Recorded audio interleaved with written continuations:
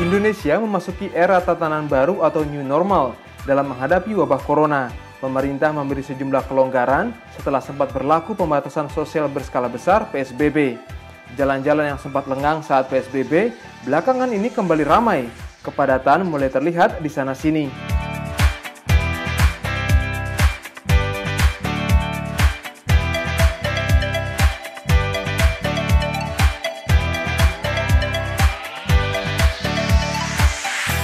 Beruntungnya, pada beberapa kota besar di tanah air telah dilakukan pembangunan infrastruktur sebagai pengurai macet.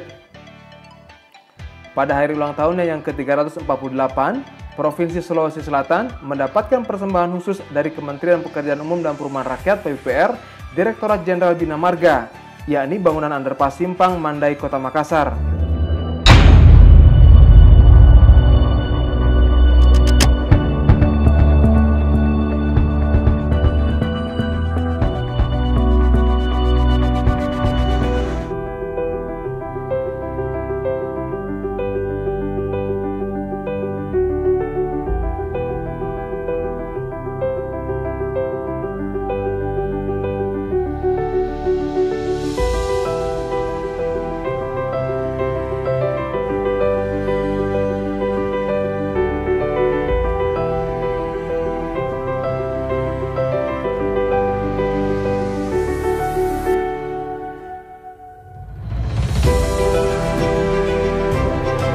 Pembangunan underpass diperlukan untuk mengurai kemacetan panjang yang sering terjadi di persimpangan ini. Pada jam sibuk, kendaraan yang melintas bisa mencapai 10.000 mobil penumpang per jam. Ini bisa dimaklumi karena Kota Makassar adalah pintu gerbang ekonomi di kawasan timur Indonesia. Untuk itulah pemerintah pusat sangat mendukung pembangunan infrastruktur, khususnya jalan dan jembatan.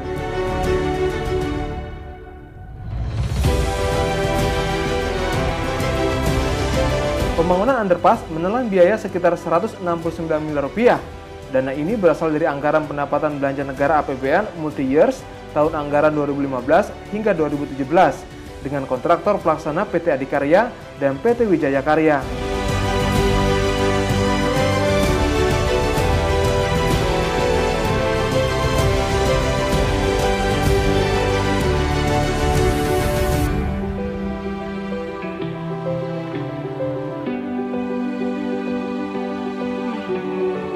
Tidak hanya untuk mengurai kemacetan, keberadaan underpass juga untuk meningkatkan infrastruktur jalan dan jembatan, sekaligus meningkatkan pertumbuhan ekonomi menuju Makassar, kota dunia.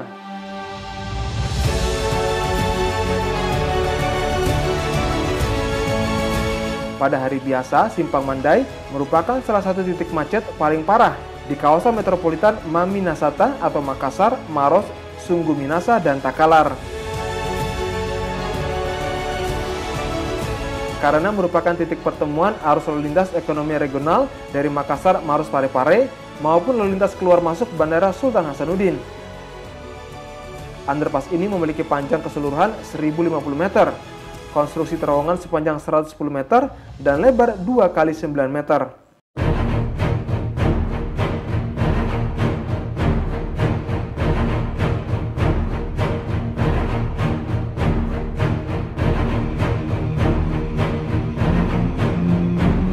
Tahun 2017 lalu, saat belum seluruhnya rampung, underpass Simpang 5 Mandai sempat difungsikan pada H-7 dan H+7 Lebaran.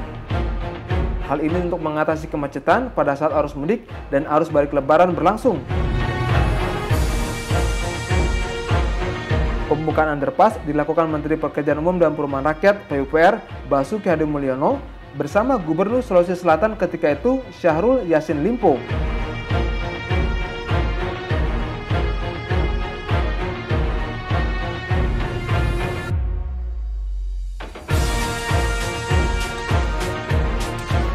Tidak hanya meresmikan underpass Simpang Mandai, tetapi juga sekaligus pencanangan pembangunan tol layang Andi Pangeran Petarani.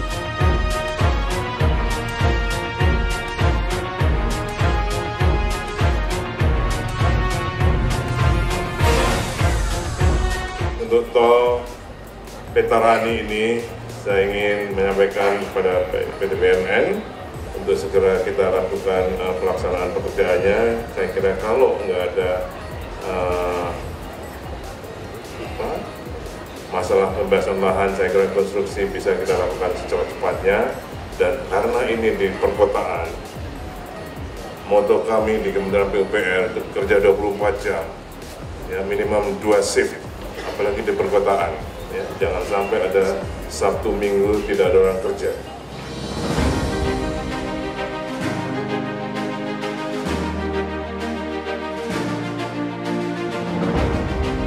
Dari hasil evaluasi, sejak dibuka secara fungsional, underpass terbukti mampu mengatasi kemacetan yang biasa terjadi di kawasan ini.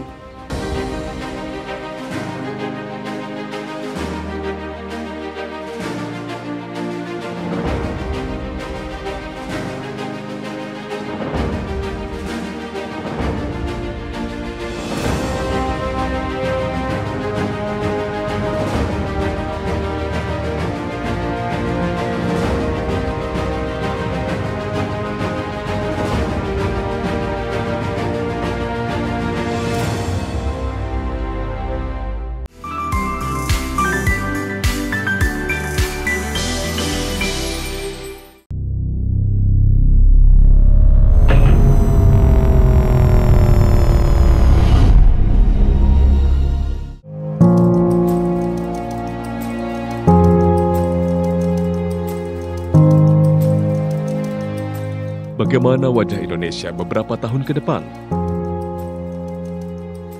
Bagaimana masyarakat Indonesia menjalani kehidupan ke depan? Bagaimana kita hidup ketika 1.000, 1.000.000, 1.000.000.000 manusia hidup bersama? Pekerjaan kami hari ini akan membentuk masa depan kita bersama. Berdiri sejak tahun 2000, Wika Industri dan Konstruksi mendukung langkah-langkah visioner tentang masa depan.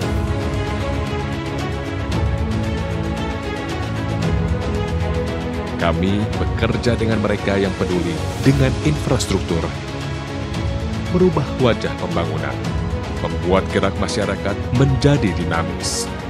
Dengan tenaga profesional dan ratusan klien beroperasi pada 2 bidang besar, industri dan konstruksi.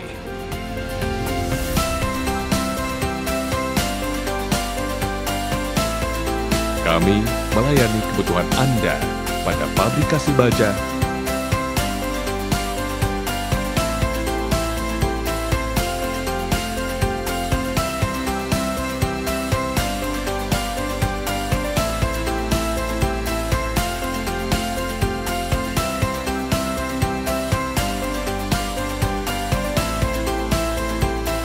casting,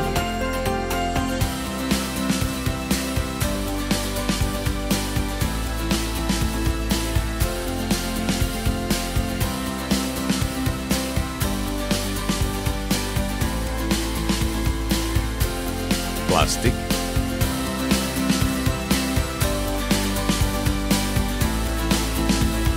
painting, tabung,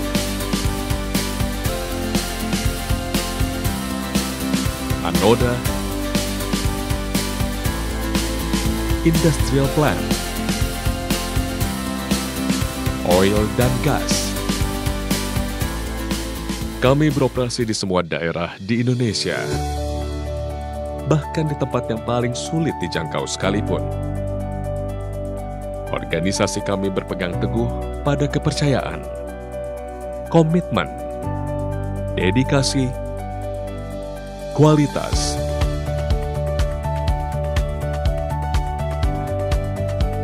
keamanan, tanggung jawab, ketepatan waktu, dan kompetensi. Membuat kami tumbuh, kami mewujudkan mimpi menjadi nyata. Karena mimpi kami adalah mimpi Anda. Kami adalah Anda.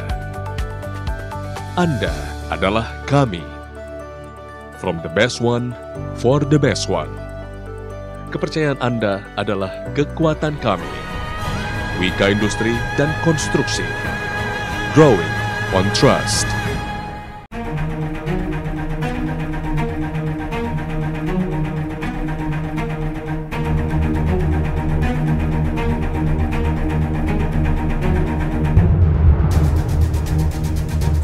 corona mengguncang dunia. Penyebaran virus terjadi secara global di seluruh negara. Badan Kesehatan Dunia (WHO) menetapkan wabah COVID-19 sebagai pandemi.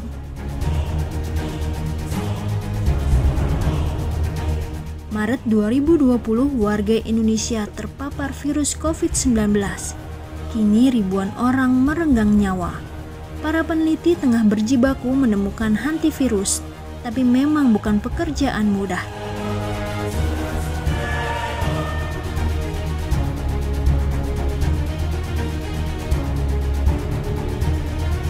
Sebagai pemimpin bangsa, Presiden Jokowi pun melakukan langkah antisipasi.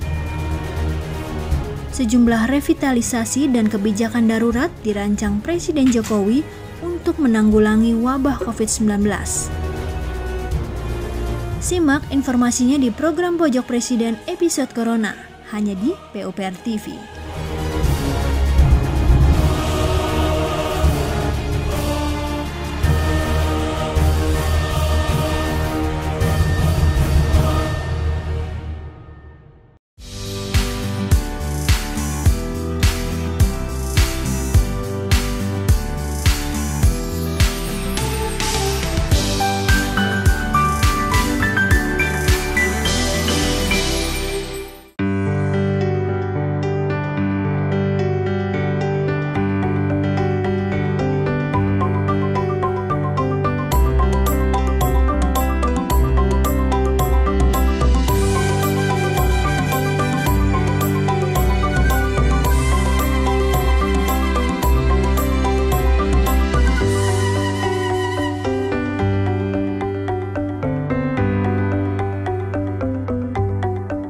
Solo atau Surakarta merupakan salah satu kota di Provinsi Jawa Tengah.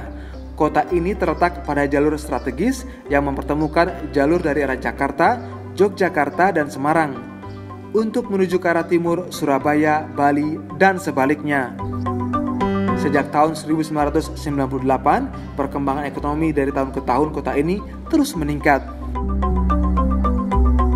Pertumbuhan ekonomi yang pesat membawa konsekuensi logis terhadap pembangunan infrastruktur yang cukup. Sarana transportasi merupakan urat nadi kehidupan masyarakat yang mempunyai peran penting dalam usaha pengembangan kehidupan masyarakat, seperti halnya yang terjadi pada kota Solo saat ini. Untuk mengimbangi jumlah kendaraan yang bertambah tiap tahunnya, perlu adanya penambahan fasilitas jalan yang memadai, agar tidak menimbulkan kemacetan, terutama pada titik-titik persimpangan. Selain itu, kota Solo juga memiliki jalur kereta api yang menghubungkan bagian Jawa Tengah dengan bagian selatan Jawa Tengah dan Yogyakarta, serta bagian utara tengah dan Jawa Timur. Beberapa perlintasan sebidang di kota ini terletak di tengah kota yang sibuk lalu lintasnya. Oleh karena itu, kehadiran flyover dinilai sebagai salah satu solusi pengurai kemacetan untuk masyarakat Solo.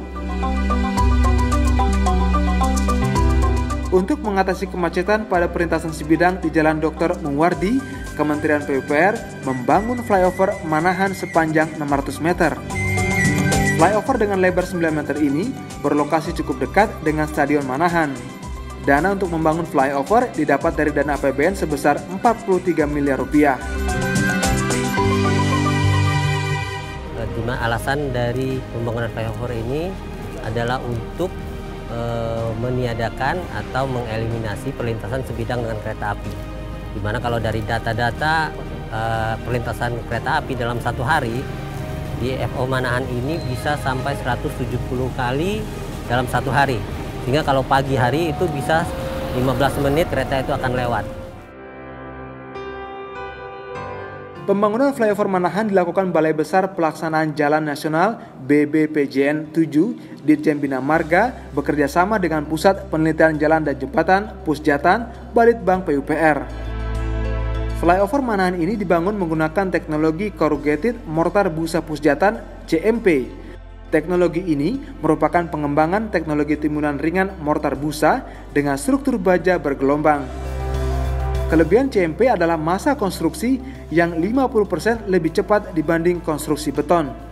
Selain lebih cepat waktu, teknologi CMP ini juga lebih efisien dari sisi biaya.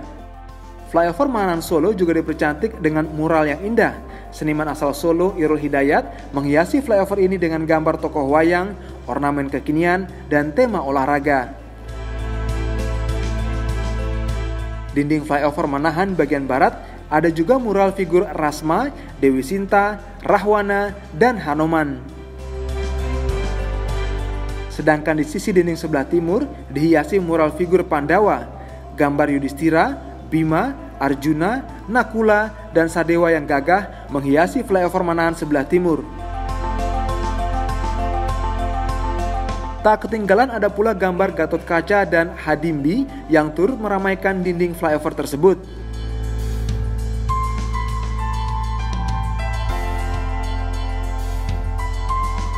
Di bagian utara, dinding flyover ini dihiasi dengan mural lokal hero dan bintang olahraga Solo. Flyover Manahan Solo juga memiliki terowongan yang sangat cantik dan unik. Karena keindahannya ini, flyover Manahan Solo tentu saja bisa menjadi salah satu spot foto terbaik di kota Solo.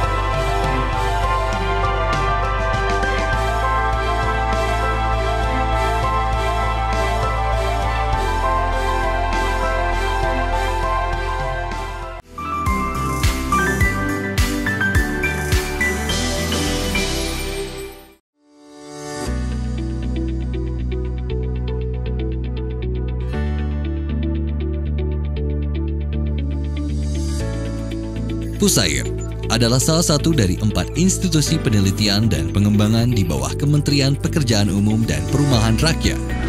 Kampus Pusat Pusair terletak di Jalan Insinyur Haji Juanda nomor 139 Bandung, Indonesia.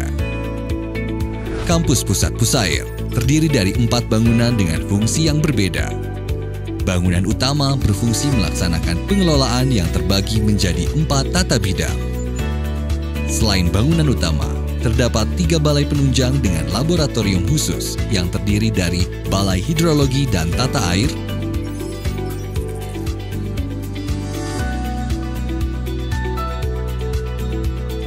Balai Hidraulik dan Geoteknik,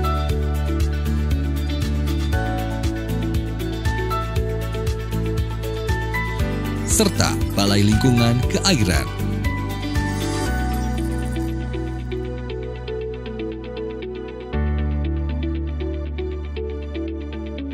Selain di Bandung, Pusair juga memiliki 5 balai yang tersebar di seluruh Indonesia. Balai Litbang Pantai yang terletak di Buleleng,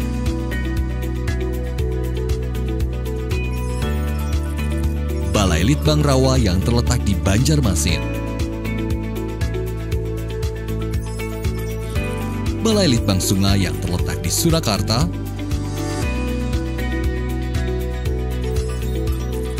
Balai Litbang Sabo yang terletak di Yogyakarta,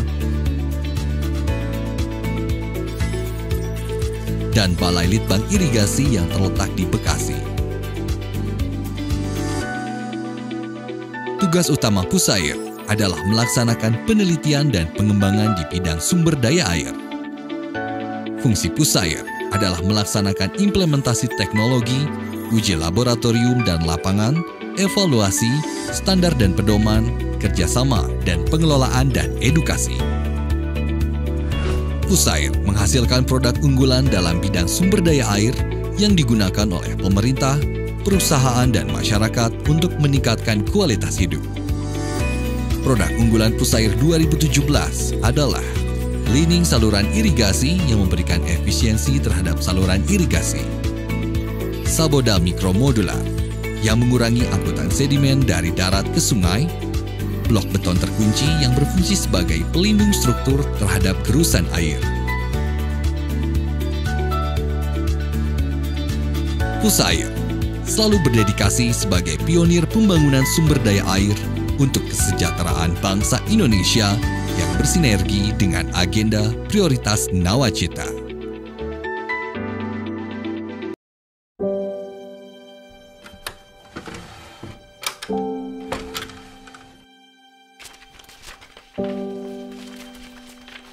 Ini adalah sebuah kisah. Kisah yang dimulai sebagai perusahaan negara adikarya. Kisah yang hadir dari kesederhanaan cita-cita sebuah bangsa yang baru lahir.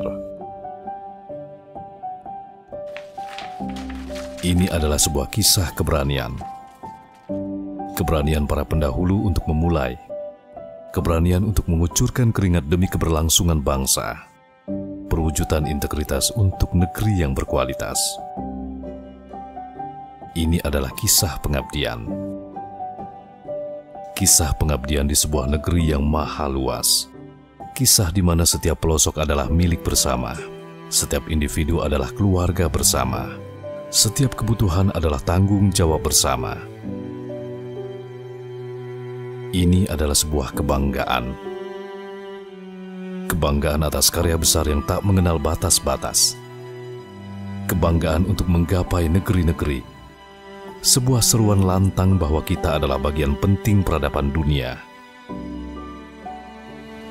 Ini juga adalah kisah kesedihan.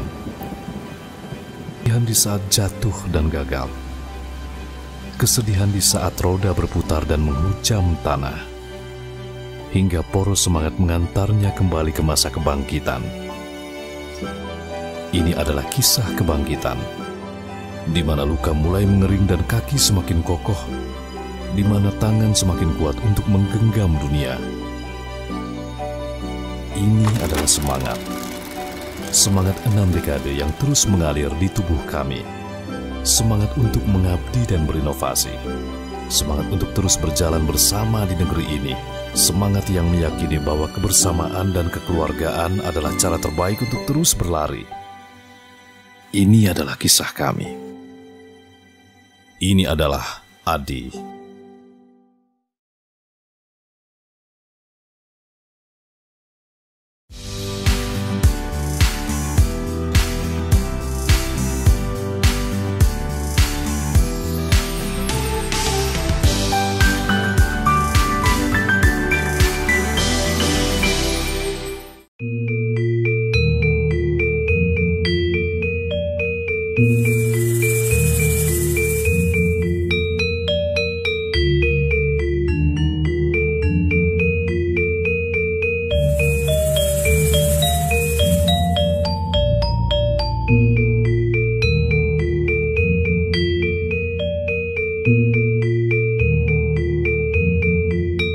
Pulau Dewata menjadi daerah wisata pertama yang dibuka dalam era kenormalan baru.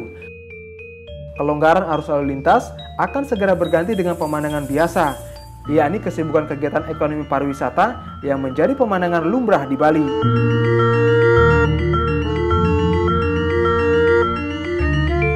Bali memiliki magnet yang bisa menggait wisatawan dari berbagai belahan dunia.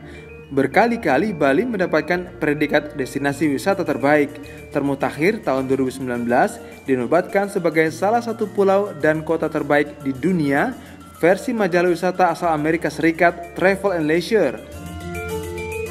Pemberian predikat itu bukan tanpa alasan. Bali dikenal dengan pantai yang indah, hutan, gunung Merapi, budaya tradisional, keramahan, dan makanan yang lezat.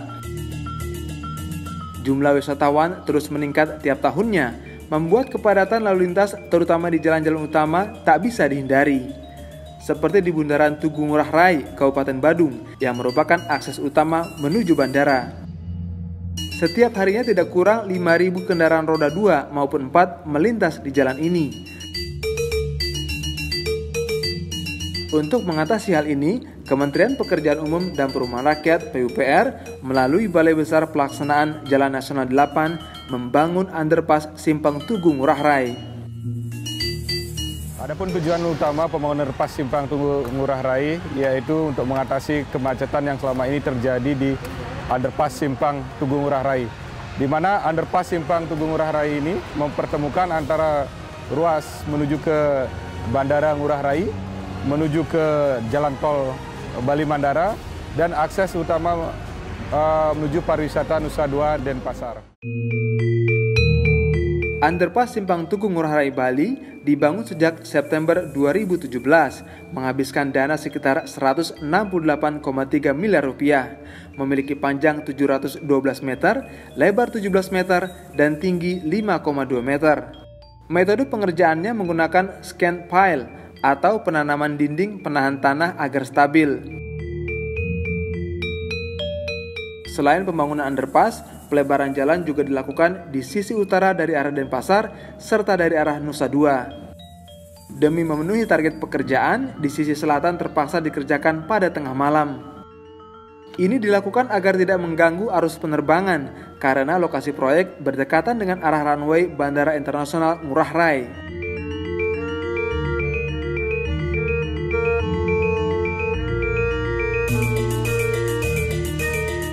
Desain underpass mengadopsi ornamen-ornamen budaya Bali. Nuansanya dapat dirasakan saat kendaraan masuk dan melintasi dinding underpass. Sehingga underpass ini juga menambah keindahan estetik kawasan metropolitan Denpasar Bali yang menyatu dengan kultur budaya lokal. Pembangunan underpass ini juga bertujuan mendukung kelancaran konektivitas pada pertemuan tahunan Dana Moneter Internasional dan Bank Dunia IMF-UWB pada Oktober 2018. Jumlah peserta yang hadir ketika itu diperkirakan sebanyak 15.000 orang. Proyek underpass ini semula rencananya diselesaikan 13 bulan, namun bisa selesai 1,5 bulan lebih cepat. Underpass Simpang Ngurah Rai diresmikan oleh Menteri Koordinator Bidang Kemaritiman Luhut Binsar Panjaitan pada September 2018.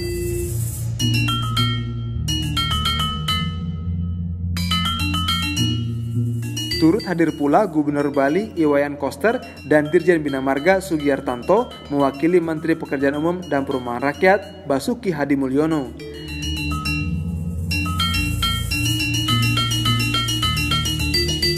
Dengan adanya underpass ini, diharapkan mampu mengurangi kemacetan hingga 50%. Kendaraan yang datang atau menuju Bandara Internasional I Gusti Ngurah Rai, Nusa Dua, Jimbaran, dan sekitarnya menjadi lebih lancar, serta dapat mengurangi polusi udara yang terjadi pada simpang tersebut.